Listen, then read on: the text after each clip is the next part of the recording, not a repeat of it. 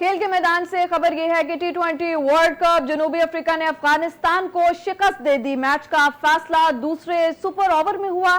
सनसनीखेज मुकाबले के बाद जनूबी अफ्रीका ने अफगानिस्तान को 4 रन से हरा दिया। अफगानिस्तान की टीम दूसरे सुपर ओवर में 24 रन बनाने में नाकाम रही। पहले सुपर ओवर में दोनों टीमों ने 17-17 रन बनाए थे। यहां पर आपको अहम खबर से आगाह कर रहे हैं। टी20 वर्ल्ड कप जनूबी अफ्रीका ने अफगानिस्तान को शिकस्त दे दी। मैच का फैसला दूसरे सुपर ओवर में हुआ। सनसनीखेज मुकाबले के बाद जनूबी अफ्रीका ने अफगानिस्तान को 4 रन से हरा दिया। अफगानिस्तान की टीम दूसरे सुपर ओवर में 24 रन बनाने में नाकाम रही। पहले सुपर ओवर में दोनों टीमों ने 17-17 रन बनाए थे। यहां पर आपको बता रहे हैं टी20 वर्ल्ड कप जनूबी अफ्रीका ने अफगानिस्तान को शिकस्त दे दी। मैच का फैसला दूसरे सुपर ओवर में हुआ। सनसनीखेज मुकाबले के बाद जनूबी अफ्रीका ने अफगानिस्तान को 4 रन से हरा दिया।